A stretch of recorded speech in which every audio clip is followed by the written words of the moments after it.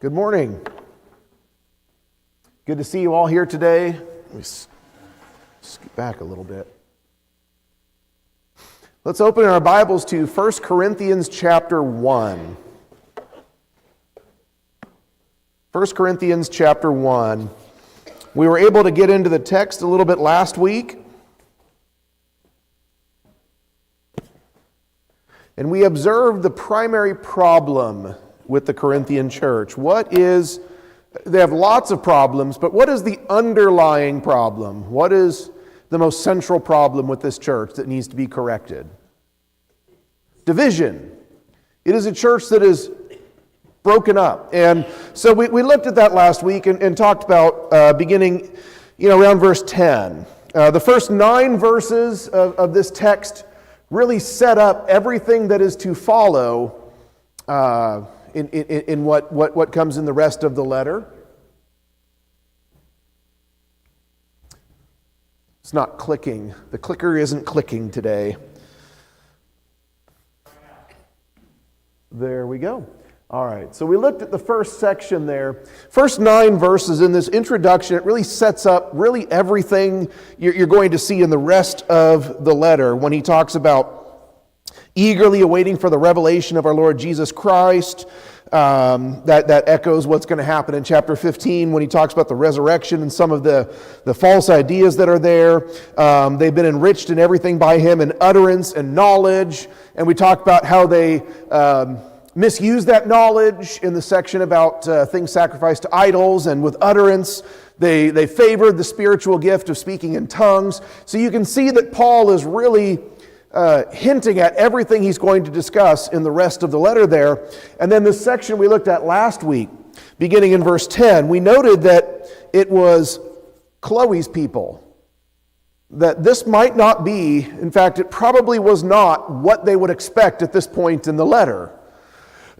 They would expect Paul, like he does in, say, chapter 7. Now, concerning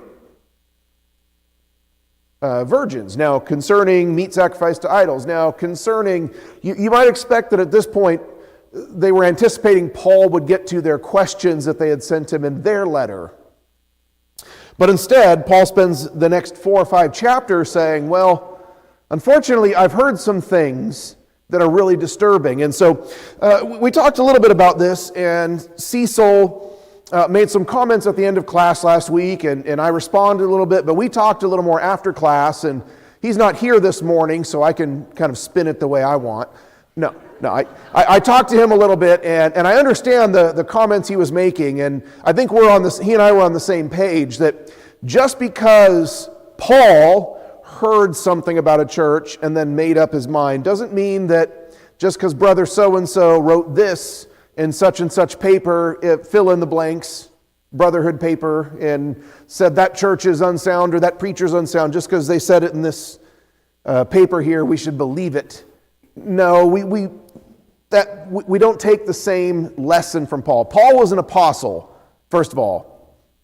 And something just a little bit frustrating to me when I see preachers acting as if they're apostles or president of the church or something. And the other thing is, how did Paul handle this news?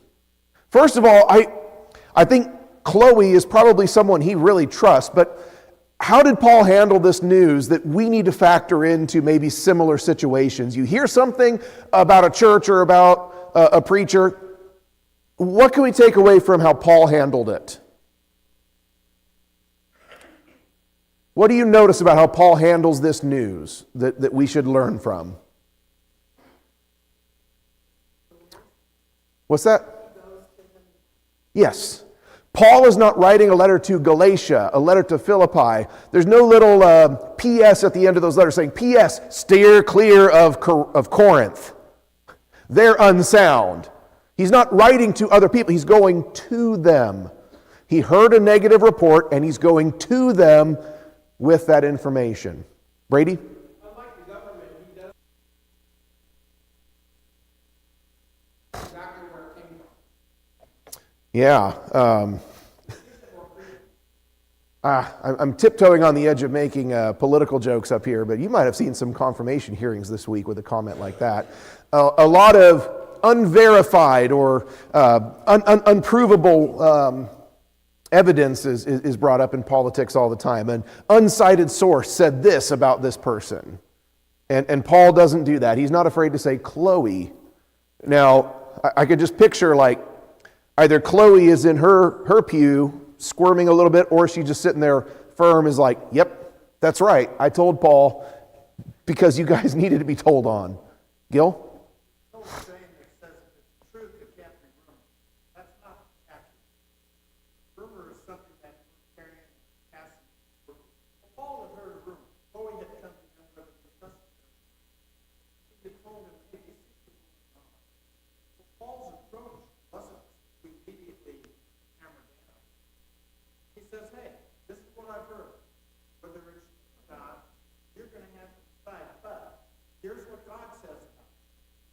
Yeah. Here's somebody that's saying baptism's not necessary for salvation. You don't run over and start beating on them with a stick, but you do go to them and say, what's been said? Here's the source. Here's what God said. Yeah, going back to the Word, going back to, and that's what we're going to talk about in this section here when he says, I want you to all be of the, in verse 10, be of the, speak the same thing, that you be perfectly joined together in the same mind and in the same judgment. That word same comes up so many different times. How does a congregation achieve this? How do we as a group of people achieve speaking the same things, having the same mind, and having the same judgments? How do we achieve that? This should be an easy question to answer. Verse 1 through 9, the phrase the Lord Jesus Christ or Jesus Christ shows up 9 times. Mm-hmm. Lays foundation. This is the standard. This is the foundation. This is what we go to. Before he hits the division part. So everything that is done through the authority of by the Lord Jesus Christ. Yeah. That's the standard that's used. If we come back to the same standard, is that going to resolve every disagreement? Not necessarily, but it is going to put us in that frame of mind. If we can abandon our preconceptions or our personal worldview, and we can all go back and acknowledge, I am not the authority on this. I'm just trying to make an opinion, a conclusion, an understanding, but Jesus is the authority. And if we can all have that same mindset and we keep going back, that's going to cover probably 90% of the answer to how do we all have the same mind, speak the same things, have the same judgments, when we can all let go of our worldview and all agree that Jesus is our source for authority. And so when disagreements come up, differences of understanding on the Bible, that shouldn't surprise us, that shouldn't disappoint us. It happens. But we talk through those things, and we work through those things. And that's just another reason why what we're doing here this morning is so important. I love everyone that is here on Sundays, and I know that there's reasons why people can't always be here. The rest of my family is sick. They're not here today, so I know it happens. But I also know there's a lot of times people skip Bible class, come for worship only. Well, how do you get to that point where you have the same mind, speak the same things, have the same judgments, if you don't know what anyone else's judgments, opinions, minds, understandings are? That happens in Bible class. Can that be uncomfortable sometimes when our opinions, our understandings are different or at odds with each other? Yes. But they're always going to stay that way if we stay in our own little corners and never interact and never open the Bible and discuss it together. So that's why what we do in Bible class today, Wednesday, the Tuesday class, the encouragement group devotionals that we do, these are such important things and exercises as a church towards this goal. All right, so I've heard from Chloe's people, there's divisions, and we talked last week about I'm of Paul, I'm of Apollos, I'm of Cephas, and how this kind of fits with the sophistry that was very popular in Corinthian culture. And that might sound foreign or strange to us, the idea that someone, through their oratory skill, their ability to be a smooth talker, have a good presentation, They can make a living simply by articulating their particular worldview or philosophy. And then they get people to pay them and follow them. That sounds strange to us, right? But what's some modern day equivalence you can see to this idea of different schools of philosophers or sophistry? How does YouTube work? How do you make money on YouTube? You gain followers. Minimum threshold, you get 1,000 followers, you start making revenue. And every major milestone up to 1 million subscribers or whatever, you get more and more revenue. And that's all about, do you have something of value to say? That isn't necessarily important. Do you have something to say in a way that gets people's attention, that gets clicks, that gets likes, that gets follows? And we see this exact same thing in politics. Just sampling on the conservative Republican side of the spectrum, I've seen on Facebook some of my friends in other parts of the country, they pick their favorite political commentator. Well, I'm of Ben Shapiro, I'm of Steven Crowder. And these people on YouTube even have quarrels amongst themselves, and people pick their sides. So is it really that foreign or strange of an idea? Not at all. We have our talking heads today. We have our smooth talkers with their opinions, and they get people to follow them, and they get revenue from it. It's really not that strange of a concept or that alien to us. So that's what's going on here, and whether they are literally lining up behind Paul, Apollos, and Cephas, and then the last one being Christ. That's why I'm not sure. I think a little bit of both. I think that it could be true that some of them are saying, well, I follow Paul. Well, I like the writing of Peter, because as far as we know, he hasn't been there in person yet. Why would they like Apollos? He's there. He spent time with them.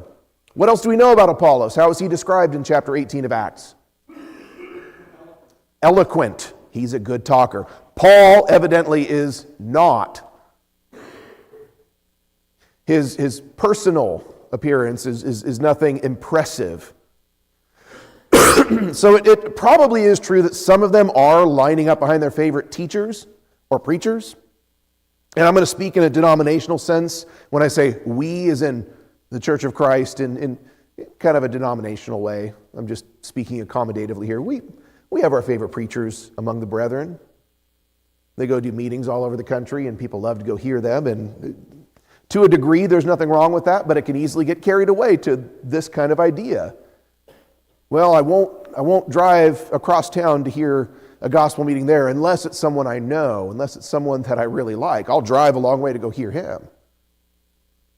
Maybe they just do a really good job presenting the gospel, or maybe it's a personality thing. It's not wrong in and of itself. I'm just saying we can see how maybe that is probably, at least in part, true that they are lining up behind their favorites. But I think it's also likely that it's not just that they're lining up behind real teachers. And Paul certainly doesn't want them to do this. I would imagine that Cephas or Apollos don't want this either. But I think it's equally true that it's not just these men, which is why Paul says in chapter 4, I'm figuratively applying these things to myself and Apollos. As if he's just saying, like, I'm just using us as the example here, but this isn't the real problem. It's also probably very true as we get into 2 Corinthians especially, that there are other preachers there, other people presenting themselves like apostles, and they're the ones that are demeaning Paul. Look at this guy. He can't even stay out of prison longer than 2 weeks. That's who you want to follow? Look at this guy. He's always begging for money. So it is likely that they are lining up behind apostles, but it's also likely that might not be the only thing going on, and that they are lining up behind other preachers that are maybe leading them astray. So Paul is doing some correcting here. Either way, that one at the end, I am of Christ. That just makes the whole idea of division sound ludicrous, because they all should be saying that, right? So this is the main problem he's trying to address. Let's see. What do you guys think of? Let's read verses 14 through 17. Actually, let's pick up in verse 13. 13 through 17. Is Christ divided? Was Paul crucified for you? Were you baptized in the name of Paul? Well, obvious answers to those questions. I thank God that I baptized none of you except Crispus and Gaius, lest anyone should say that I baptized in my own name. Yes, I also baptized the household of Stephanas. Besides, I do not know whether I baptized any other. For Christ did not send me to baptize, but to preach the gospel, not with wisdom of words, lest the cross of Christ should be made of no effect. All right. A lot has been made of the words that Paul says here, and I'm just curious, what are some simple responses? Jesus sent me to preach, not to baptize, therefore baptism is not essential. How would you respond to such a thought?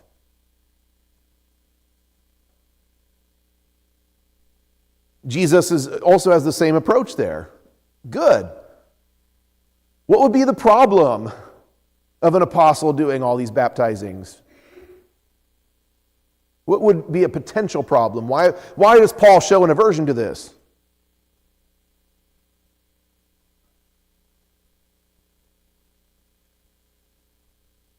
Okay, that's a good thought, Tyler. Yeah. What else? What are some potential drawbacks and why he has such an aversion to not baptizing? Yeah. And I kind of have that same approach myself as a preacher. I want people to understand I'm happy to baptize anyone at any time, but I don't think that I'm the authorized person to do it. And when it's a teenager, I often like to ask the dad, would you like to baptize? I was baptized by my dad. I think it's a great honor.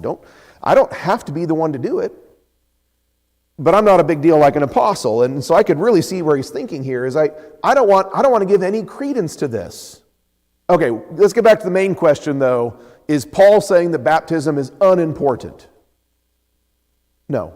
How do we know that? What might we point out to make that evident?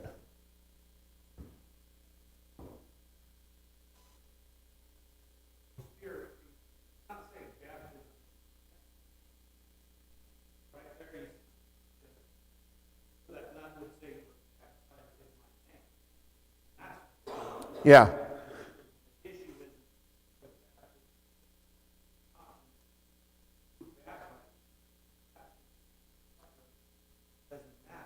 He's not de-emphasizing baptism. He's de-emphasizing the baptizer. Who is he writing to? By implication, aren't all these people baptized? And so I don't want to spend much more time on this. It's really kind of a silly thought, but I have had people bring this text up as an evidence that baptism is not an essential part of salvation. And we'll address that again in the sermon this morning, the Macedonian call in Acts chapter 16 and the Philippian jailer. Another thought there is too, you read the rest of Paul's writings, when Paul tells his conversion story, Acts chapter 22 and verse 16 is a great verse. Baptism seemed to be important to Paul in his own salvation story. And when you read the epistles, the other letters that Paul wrote, he spends a lot of time. Romans chapter 6, Romans chapter 3, passages about baptism. You're dead, you're buried, you're made alive, Romans chapter 6. It seems to be a big deal to Paul. He's just saying it's probably best if I'm not the one. Anyone can baptize, is kind of his point here. But I'm an apostle. Not anyone can do what an apostle does. This is not that different from Acts chapter 6. It's not right for us to abandon the work we have as apostles to wait on tables, but it's an important thing, so we'll put other people in charge of it. All right, any other thoughts, questions, comments on that idea? All right, in what way is the cross made empty at the end of verse 17? What does that look like to you when you read that phrase?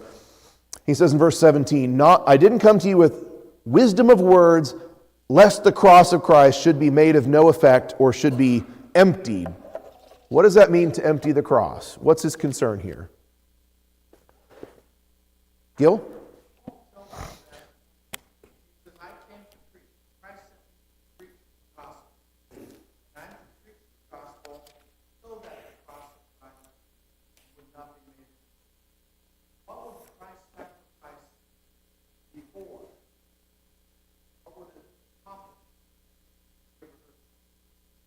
Yeah.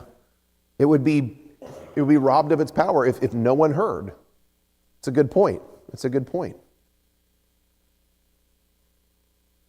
What does he mean there, too? This is part of the answer as well when he says, I came to preach the gospel not with wisdom of words, because that also has a direct connection to then the cross would be emptied.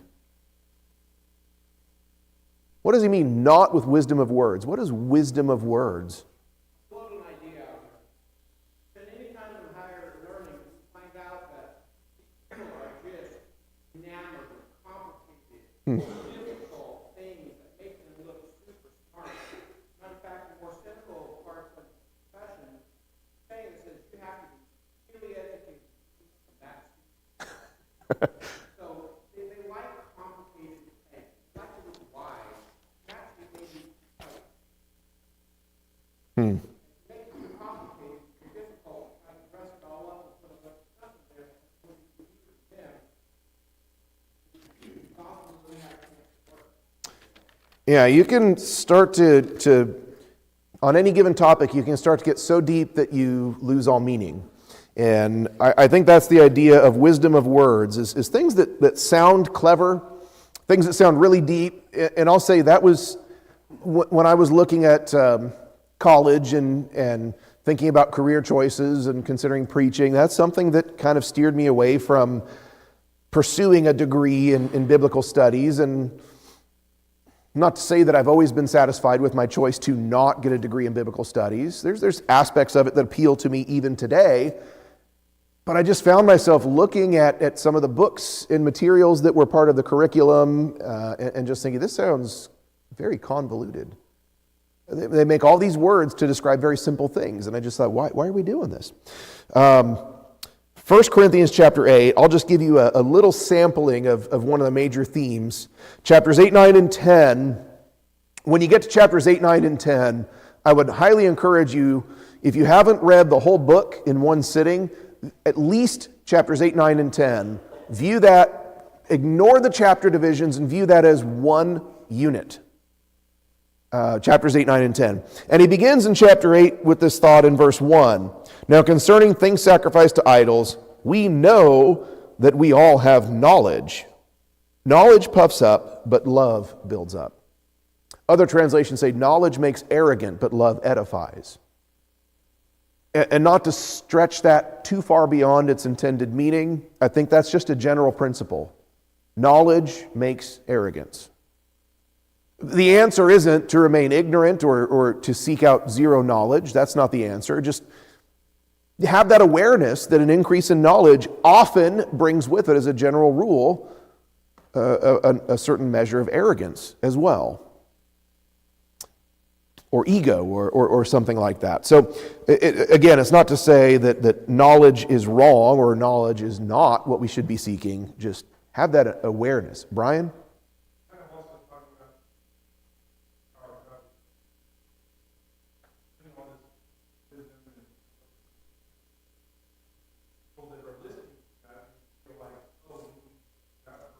Yeah.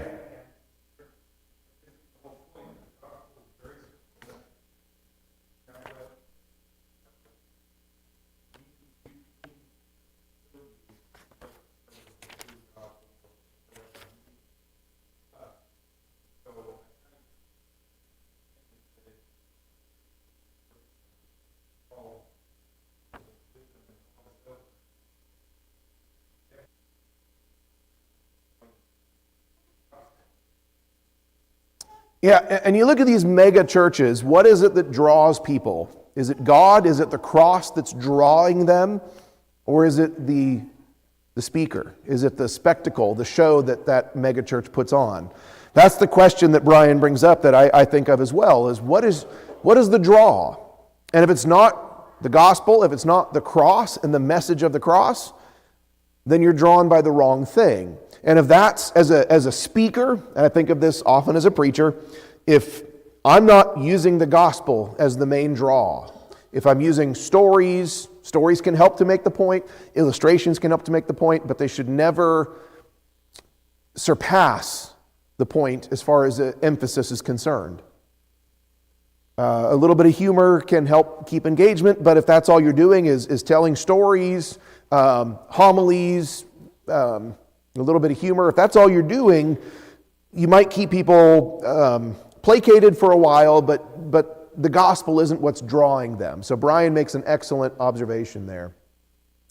One other thought before we move on. Think about what he says later on about their assembly in chapter 12. What would be people's reaction if they come in and see this shouting match of people talking in different languages, trying to speak over one another? What would the visitors' reaction be to that? I came to the wrong church. Peace out. And they'll leave. He says, you need to have an understanding and a concern. We don't do everything here for the benefit of visitors. That's taking it too far, but we need to have a mindfulness of what would a visitor's or an unchurched person's perspective be? What would their reaction be? And think about this too. If people walk in and see, well, I don't like the guy who's up there teaching right now because I like this other guy. I line up behind him. And well, I read this guy's book and I line up behind him. And if that's all they're seeing, is that going to sort of empty the cross as well in the mind of a visitor, in the eyes of a visitor, when that's what they're seeing? So there's a lot of ways where this becomes true. All right, any other questions, comments, observations through the first 17 verses? So Paul has set up the primary problem and really all of the questions they even have later. Be of the same judgment. That's a big deal in chapter 5. The guy with his father's wife. They should have all been unified in their judgment of what do we do about this situation. And so these situations that come up, they're going to all stem from this disunity and the fact that they are being drawn away from cross and Christ at the same time. They're being drawn away from Christ. Now, Paul's going to elaborate on that in the rest of chapter 1 and just say, yeah, it's a foolish message. And that's why all these teachers that you guys favor, that's why all the philosophers that you like, the orators, that's why they have to empty it of its value, because no one recognizes the value of the cross. So they want empty words. They want words of wisdom. They want things that sound intellectual. So in verse 18, for the message of the cross is foolishness to those who are perishing, but to us who are being saved, it is the power of God. For it is written, I will destroy the wisdom of the wise and bring to nothing the understanding of the prudent. It's an interesting text there in Isaiah chapter 29. Kind of calls you back to the work that God would do. And Isaiah's there right when Assyria comes in and just before Babylon a few decades later. And God is saying, you guys aren't listening to me, but I'm going to do something incredible. And all the smart people that say, relax, we're safe, nothing's going to happen to us. Through Isaiah, God is saying, I'm going to destroy the wisdom of the wise. All those people that say that are telling Israel to relax and don't worry, God says, I'm going to destroy their wisdom and bring it to nothing. So it's just saying that this idea has historical precedence. What other ways has God done this? Where he just defies conventional wisdom to accomplish his purpose. Think Old Testament primarily here. How has God shown this principle of defying the conventional wisdom of the world to accomplish his purpose?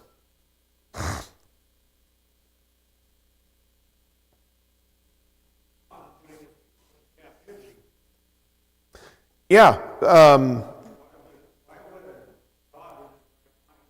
How does that prove his point? If anything, it would just, by putting his own people in captivity, it would appear to show the world that he's powerless, that he let another nation come in and destroy his own people. So the God they worship is powerless.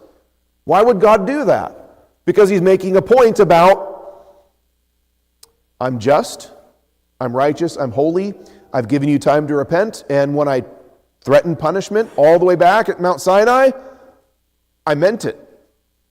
But also he's going to make a point about, Look at what I do when I restore these people from nothing and rebuild them back. That's a good example, defying conventional wisdom. What did the world say is conventional wisdom about your children? Who gets the birthright? Oldest, the firstborn. How many times did God defy that conventional wisdom? Jacob, not Esau. And we see that many other times in the Bible where the younger, Ephraim and Manasseh, we say Ephraim and Manasseh, though Manasseh was the older. Why does that matter? Because it's just God showing again, I'm defying conventional wisdom. If you want to take a person and promise to make a mighty nation, you should probably find someone that has multiple wives and already has some children. You wouldn't take a 100-year-old guy who's got a barren wife. But God did that. How many times did he take a barren woman and make promises to her husband about children?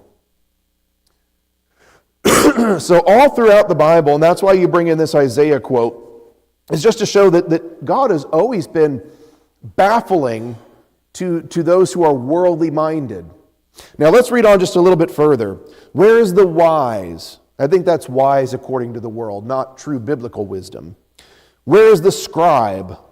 Where is the disputer of this age? Has not God made foolish the wisdom of this world?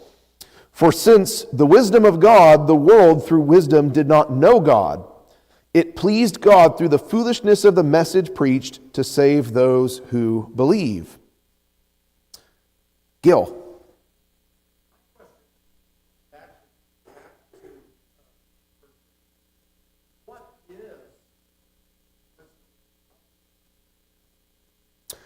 Well, think about the message of the cross is foolishness. What is the cross? What does it represent? Death? Is that? Yeah, that's what Bill said. To us, it's been sanitized. Because we know the rest of the story. We know what the cross represents. Victory. But in their minds in the first century, what would be the modern day equivalent? You know, we see, you drive up Highway 168 and there's a bunch of crosses up on the hills. People put as a tribute or a sign of their faith. People wear crosses as jewelry. People get crosses tattooed on their bodies. Could you imagine someone building a giant lethal injection chamber and putting it on top of a mountain? You imagine someone having an electric chair tattooed on their arm? Well, okay, I'm from Portland. I've seen it all. But we look at those things today and would you ever follow someone? Would you ever pledge your life to someone that had been convicted and executed the death sentence? Would you ever look at them as they're the one I'm going to follow?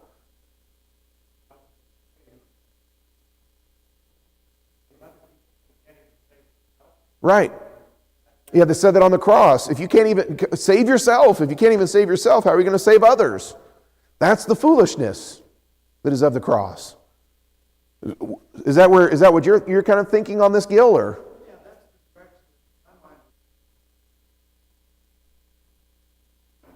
Things that seem to go against conventional wisdom. Sending your king to die on a cross is penultimate going against conventional wisdom. Yeah. He's supposed to be king. He's going to establish a new kingdom. Why are you killing him on a cross? Well, and even just the foolishness of the message preached.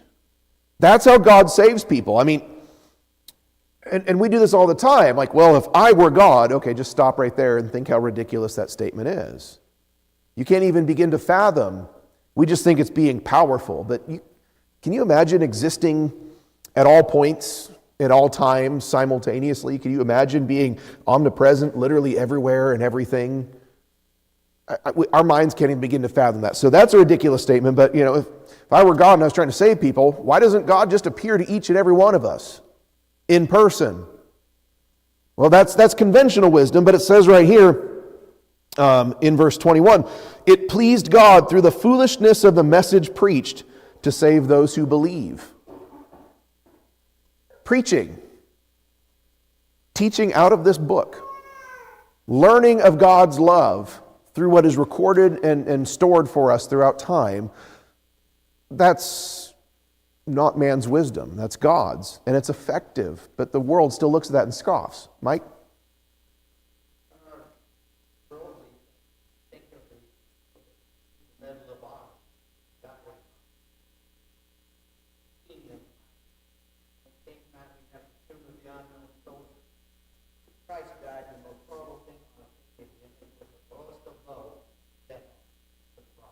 Yeah. It is the most dishonorable death that you could imagine. So I think that's the idea there in verse 18 of it's a foolish message. And it's foolish to the Jews, it says here in verse 22, Jews required a sign and Greeks seek after wisdom. But we preach Christ crucified, and to the Jews it's a stumbling block, and to the Greek it's just foolishness. But to those who are called, both Jews and Greeks, Christ, the power of God and the wisdom of God, because the foolishness of God is wiser than men, and the weakness of God is stronger than men. Not to say that God is weak in any way, but just as an example of hyperbole, that even if you could catch God on a bad day, which he doesn't have, is still infinitely greater than man's greatest day as far as wisdom is concerned. So why is it that the Jews seek a sign, and why is that a bad thing?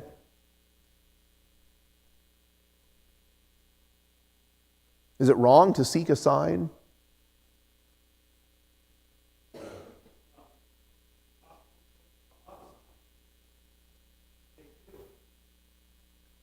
Some believed, others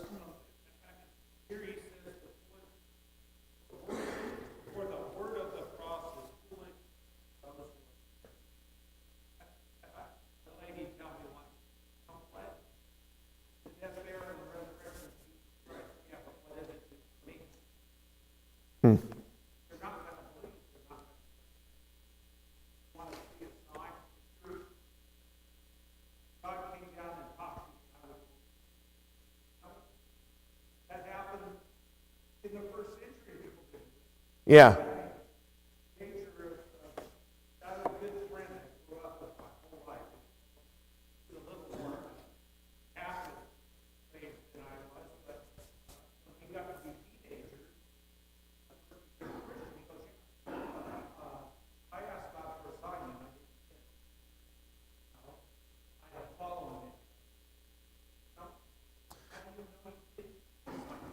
And a lot of people claim to have seen a sign from God, but that doesn't make them remain faithful for very long. And that's a good way to think about this. In Matthew chapter 12 and verse 38, Matthew chapter 12 and verse 38, we get a good example of this in the Gospels.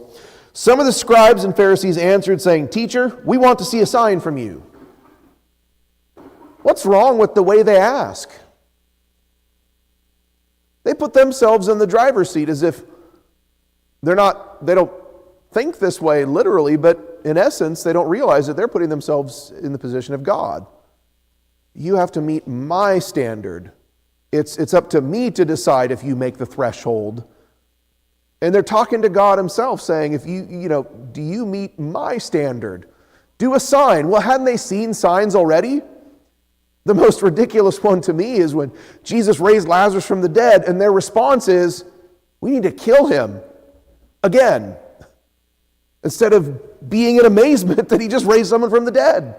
Gil? Using faith and knowledge. Faith is accepting what God has told us. Yeah. Unseen things.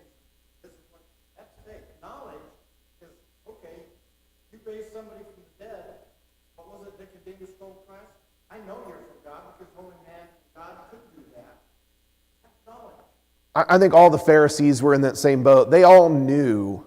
They had seen it. They couldn't deny it. And they even said, the fact that a notable miracle is taking place, we can't deny it, but we still need to shut them up. So they confused. They said, we want faith. If you'll make us have faith, give us knowledge. The other way around. Faith, what points to knowledge, the acceptance of God.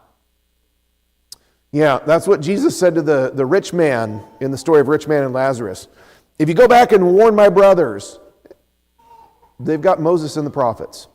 They've got evidence. They've had evidence all along. Seeing someone risen from the dead isn't the thing they're missing.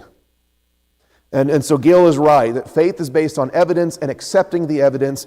The fact that they seek a sign, we might look at that and say, well, what's wrong with that? We should all want some. Well, they've been given signs, and they're asking for more. And the implication is they're going to keep seeking because they'll never be satisfied with the obvious evidence that's placed right in front of them. So the Jews seek for a sign. Yeah.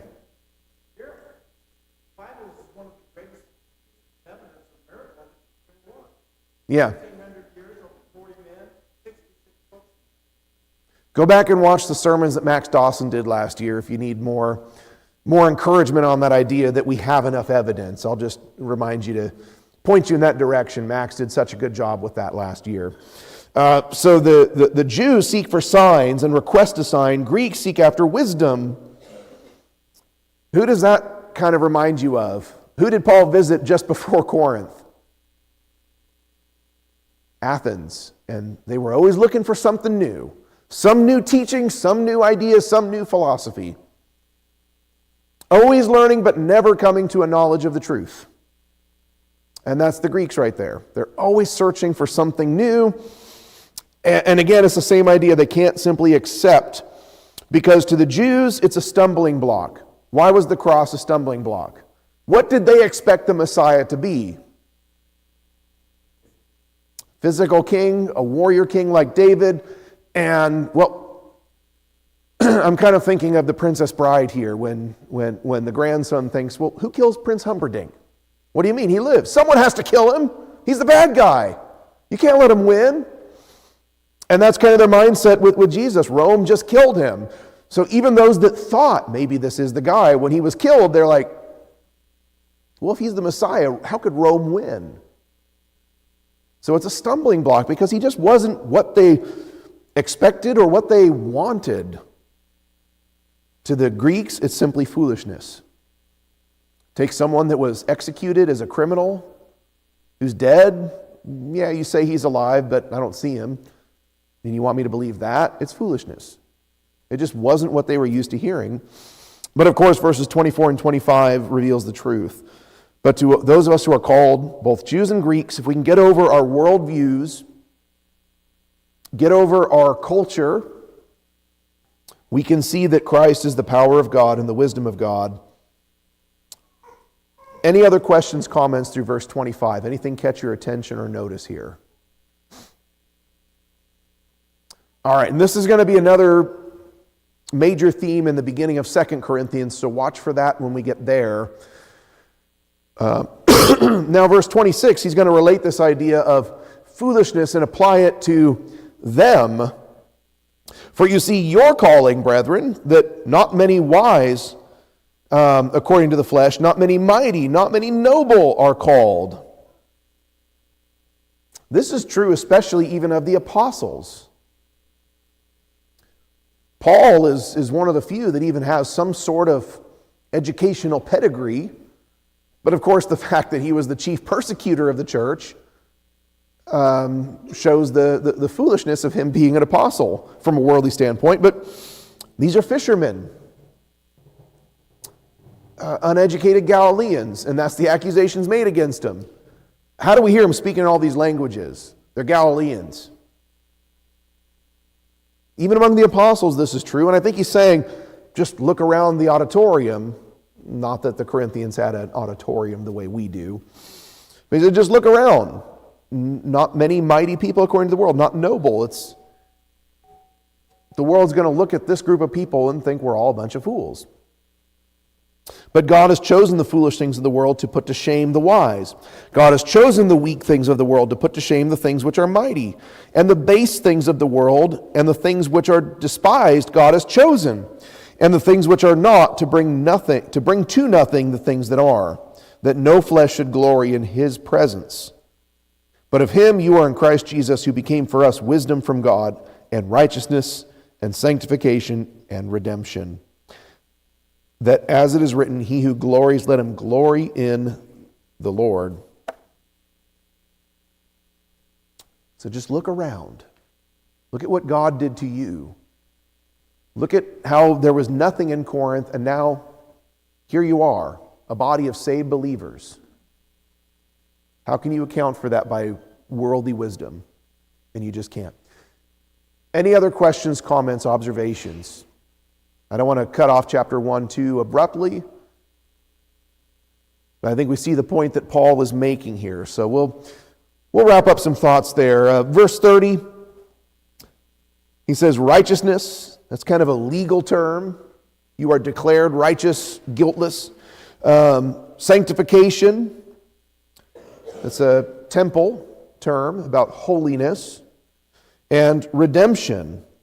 And there's kind of an economic term. You were a slave, but you've been redeemed and purchased back to freedom. So I just like how there's a little bit of hyperbole here, a little bit of repetition in saying it in different ways to make the same point. We are absolutely saved and redeemed. And where does this last quote in verse 31, where do we find that? He who glories, let him glory in the Lord. Goes back to Isaiah as well. All right, let's pick up here next week and work our way through chapter 2 beginning next Sunday.